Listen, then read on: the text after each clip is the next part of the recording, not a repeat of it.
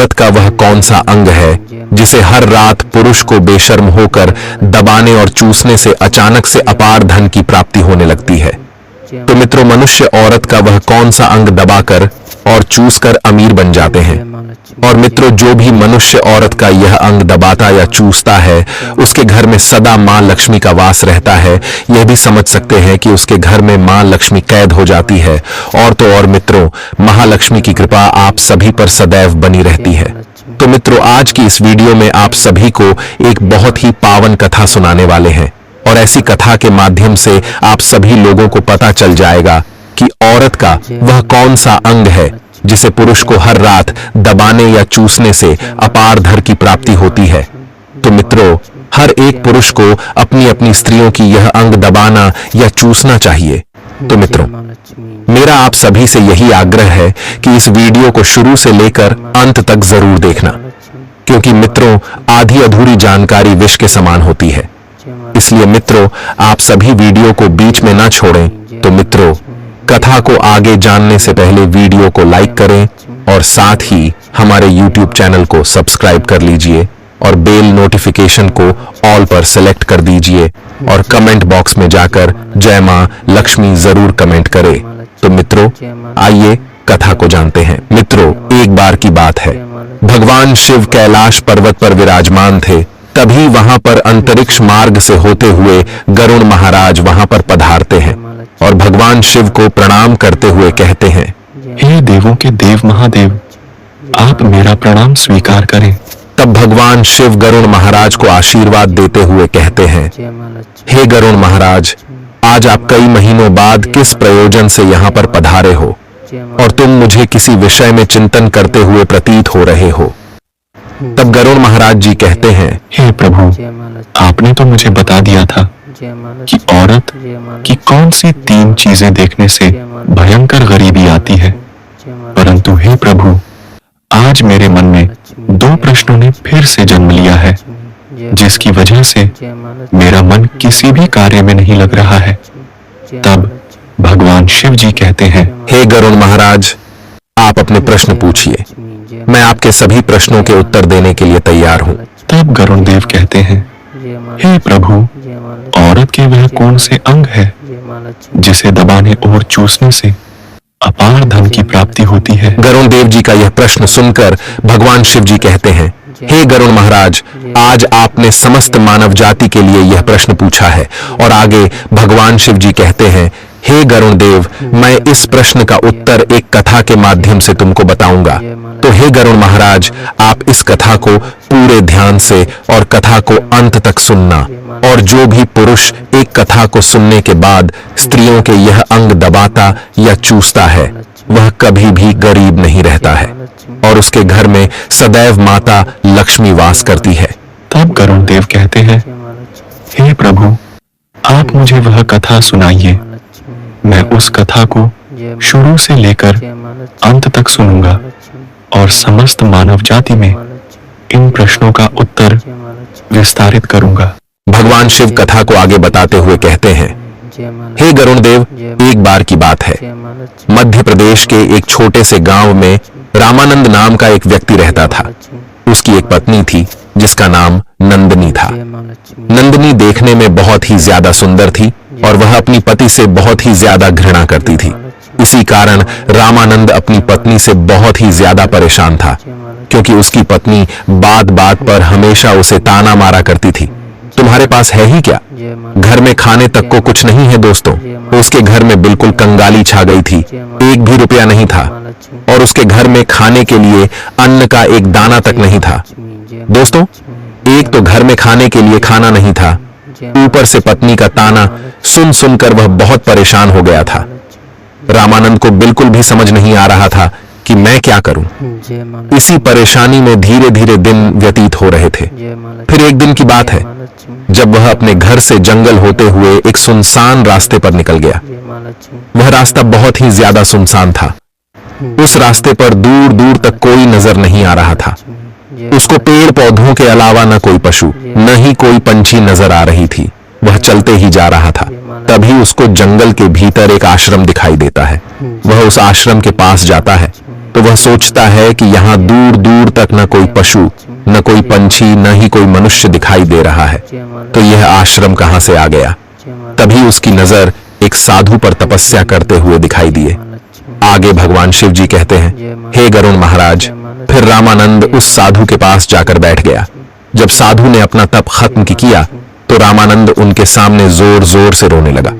साधु ने रामानंद से कहा, हे पुत्र, तुम्हें क्या दिक्कत है? तुम क्यों रो रहे हो? आखिर तुम्हें क्या परेशानी है? तब रामानंद ने साधु महाराज से कहा, हे महाराज, मेरी एक पत्नी है जो कि मुझे रोजाना ताना मारती है। मैं गरीब हूं, तो मैं क्या करूं? कितना भी कुछ कर लूं, लेकिन धन कमा ही नहीं पाता हूं। मेरा एक छोटा सा धंधा था, वह भी पत्नी के क्लेश की वजह से चौपट हो गया। वह दिन रात मुझसे झगड़ा करती है। अब तो मैं दाने दाने के लिए परेशान हो गया हूँ। हमारे घर में खाने के लिए न ही कोई अन्न है और पीने तक के लिए न ही कोई पानी है, और इस वस्त्र के अलावा मेरा पास कोई दूसरा वस्त्र भी नहीं है, जिसकी वजह से मैं एक हो वस्त्र पहनता हूँ। हे साधु महाराज, लेकिन मैं अपनी पत्नी को समझाता हूँ कि वह मुझे ताने न मारे, मुझसे झगड़ा न करे, लेकिन वह बिल्कुल भी नहीं मानती। हे साधु महाराज जी, इसी वजह से मैं बहुत ज्यादा परेशान हूँ। इसी वजह से मैं अपना घर छोड़कर यहाँ आया हूँ। तब साधु जी कहते हैं, रो मत बेटा, मैं तुम्हें एक काम बताने जा रहा हूँ जो तुम्हारी किस्मत चमका देगा। तुम्हें अपनी औरत का सिर्फ यह अंग बेशर्म होकर कर दबाना और चूस लेना है। अचानक तुम्हारे घर में धन की प्राप्ति होने लग जाएगी। तुम देखते ही देखते बहुत अमीर बन जाओगे। साधु जी कहते हैं, जो भी पुरुष औरतों का यह अंग दबाता या चूसता है, उसके घर में कभी भी धन की कमी नहीं रहती है और ना ही उसके घर में लड़ाई होती है। वह जो भी व्यापार करता है उसमें हमेशा तरक्की होती है, और तो और उसके घर में माँ लक्ष्मी का वास रहता है। आप यह समझ जाएं कि माता लक्ष्मी उसके घर में सदैव सदैव के लिए कैद हो जाती है। आगे साधु महाराज रामानंद से कहते हैं, हे पुत्र, अब मैं तुमको औरत के उन अंगों के बारे में बताने जा रहा हूँ। इसे ध्यान से सुनना और अपने जीवन में इस पर गौर करना। तब रामानंद साधु जी महाराज की बातें बहुत गौर से सुनता है और कहता है कि जितना जल्दी हो सके मुझे यह बता दो कि औरत का वह कौन सा अंग है जिसे दबाने या चूसने से अपार धन की प्राप्ति होती है। तभी साधु महाराज रामानंद से कहते हैं, हे पुत्र, इतनी भी क्या जल्दी है मित्रों। तभी साधु जी महाराज उस आदमी को एक कहानी सुनाते हैं और बताते हैं कि हे पुत्र, एक नगर में एक सोनार रहता था। उसके बहुत सारे ग्राहक थे जिस पर वह दिन रात मेहनत करता था। उसके घर में सोनार और उसकी पत्नी रहा करते थे। उस सोनार और उसकी पत्नी में आपस में बहुत ज्यादा प्रेम था। उसके घर में किसी भी प्रकार की लड़ाई झगड़ा या क्लेश नहीं होता था। इसी वजह से उसके घर में सदैव महालक्ष्मी का वास रहता था और उसके धंधे में इतनी ज्यादा बढ़ोतरी होती थी कि वह दिन प्रतिदिन और अमीर होता जा रहा था। उस सोनार और उसकी पत्नी में इतना प्रेम था कि आसपास के लोग उन्हें देखकर जल जाया करते थे। धीरे धीरे उसके पूरे गांव के लोग जान गए कि सोनार और उसकी पत्नी में बहुत ज्यादा प्रेम है।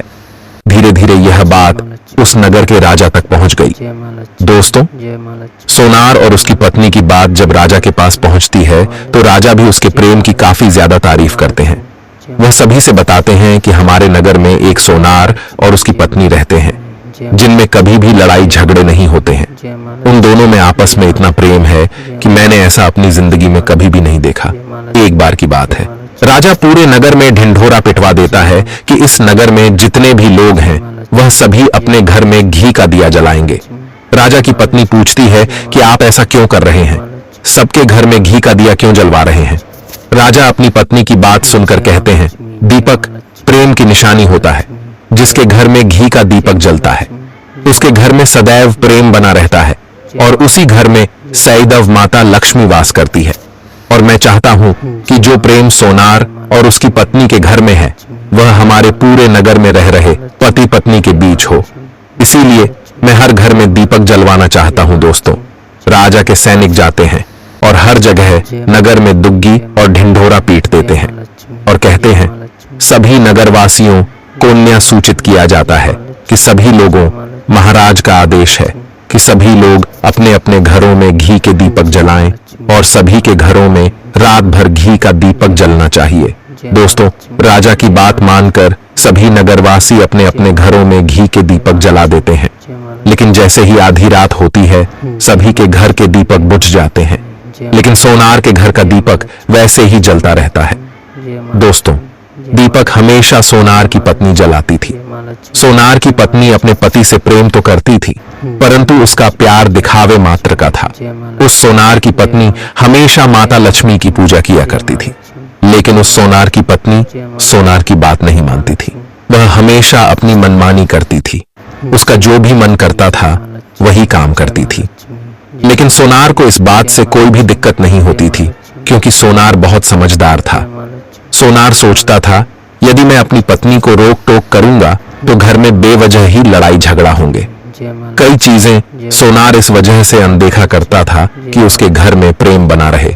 राजा अपने महल को छोड़कर पूरे नगर का नजारा देख रहे थे।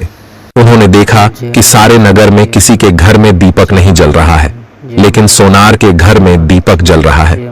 तब राजा अपनी रानी से बोलता है कि देखो, सोनार और उसकी पत्नी के घर में दीपक जगमगा रहा है, लेकिन पूरे नगर में कहीं भी दीपक नहीं जल रहा है।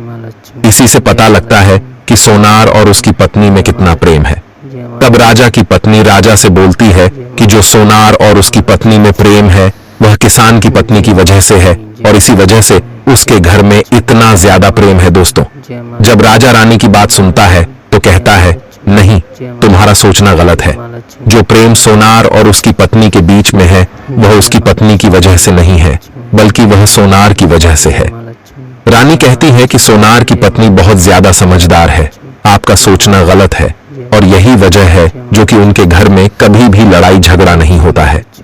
राजा कहता है कि सोनार समझदार है, और रानी कहती है कि सोनार की पत्नी समझदार है। दोस्तों, इसी तरह कुछ देर चलता रहा। इसी बात को लेकर राजा और रानी के बीच काफी झगड़ा हो गया। इसके बाद रानी राजा की दाढ़ी उखाड़ ली और राजा ने रानी को उठाकर पटक दिया। इसके बाद राजा कहता है, हम लोगों को झगड़ा करने की जरूरत नहीं है, क्यों ना हम सोनार और उसकी पत्नी की परीक्षा ले लें।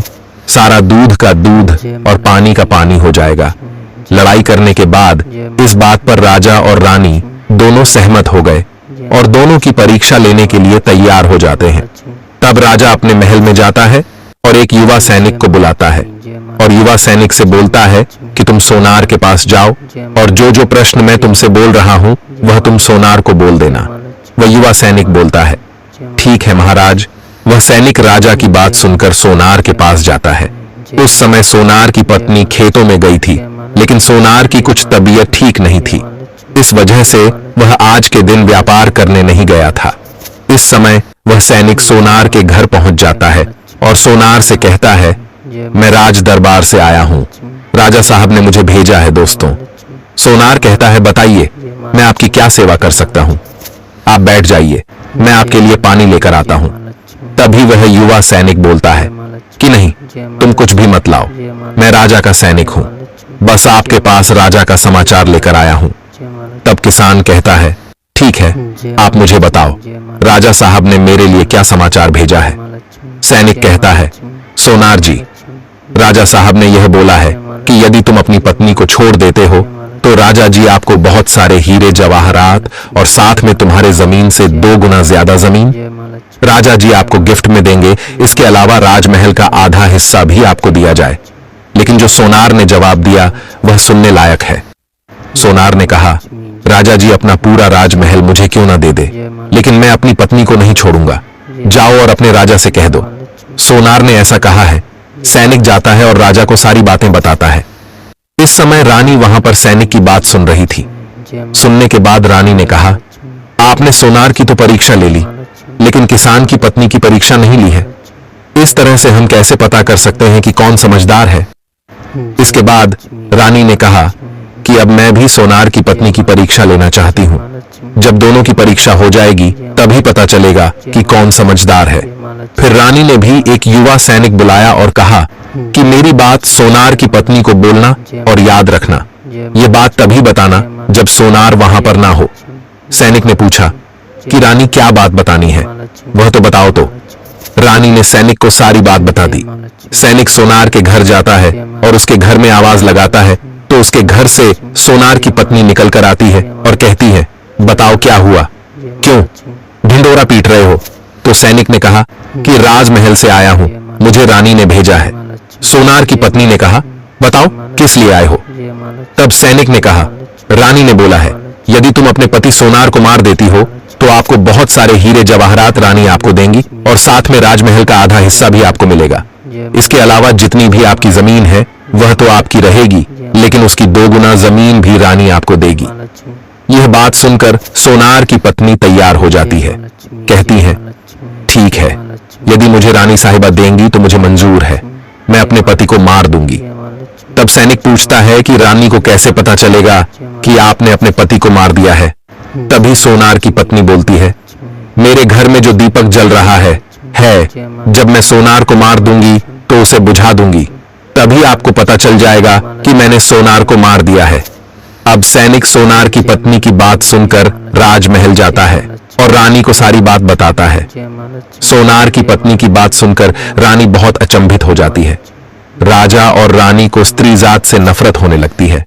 उसी समय राजा अपने नगर के सभी लोगों को बुलाता है और कहता है कि मैं चाहता हूं कि मेरे और मेरी पत्नी की वजह से सोनार की जान न जाए। तुम लोग ऐसा करो, उस सोनार के घर जाओ और सारी बातें बता दो और उस किसान को बचा लो, वरना किसान की पत्नी उसे मार देगी। इधर सैनिक सोनार के घर जाते हैं और सोचते हैं कि सोनार की पत्नी सोनार को रात में मारेगी और दिया बुझाऊंगी। इससे पहले ही हम सोनार के घर में पहुंच जाते हैं और सोनार को बचा लेते हैं। दोस्तों, जैसे ही राजा के सैनिक सोनार के घर पहुंचते हैं तो देखते हैं कि सोनार तो मरा पड़ा हुआ है। तो सैनिक सोनार की पत्नी से बोलते हैं कि तुमको तो सोनार को रात में मारने के लिए बोला गया था, लेकिन आपने अभी सोनार को क्यों मार दिया। तब उस सोनार की पत्नी बोलती है कि सोनार को तो मुझे मारना ही था, रात में तो मुझे सिर्फ दिया ही बुझाना था, इसलिए सोनार को तो मैंने दिन में ही मार दिया है। सभी सैनिक तुरंत ही सोनार के घर से दौड़े दौड़े जाते हैं और राजा रानी को सारी बातें बताते हैं। राजा और रानी क्रोध से आग बबूला हो जाते हैं। इसके बाद राजा और रानी सोनार की पत्नी को बंदी बनाकर लाने के लिए अपने सैनिक से कहते हैं। सैनिक जाते हैं, सोनार की पत्नी को बंदी बनाकर ले आते हैं।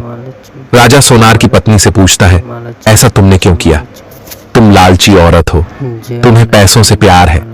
तभी सोनार की पत्नी ने जवाब दिया और बताया कि मुझे तो सोनार को पहले ही मारना था, वह तो मैं कोई बहाना ढूंढ रही थी, क्योंकि सोनार की आदत बहुत खराब थी, वह मेरे साथ बहुत खराब व्यवहार किया करता था। तो राजा ने कहा, ऐसा क्या करता था? सोनार की पत्नी ने जवाब दिया कि वह मेरे नाक का ऊपरी हिस्सा अपनी उंगली से हमेशा दबाया करते थे। इसके अलावा सोनार एक काम और मेरे साथ करता था। वह सोनार मेरे कान का पिछला हिस्सा अक्सर अपनी जीभ से स्पर्श किया करता था। राजा ने पूछा, यह बताओ, जब आप लोग गरीब थे तब क्या सोनार आपके साथ यह काम करता था? तो सोनार की पत्नी बोलती है, नहीं महाराज, तब ऐसा नहीं करता था। तब राजा ने कहा, मैं समझ गया कि सोनार ऐसा क्यों करता था। उसी समय साधु जी ने रामदत्त से पूछा, तुम्हें कुछ समझ में आया? औरत का कौन सा अंग दबाने तथा चूसने से लोगों को अचानक धन की प्राप्ति होती है?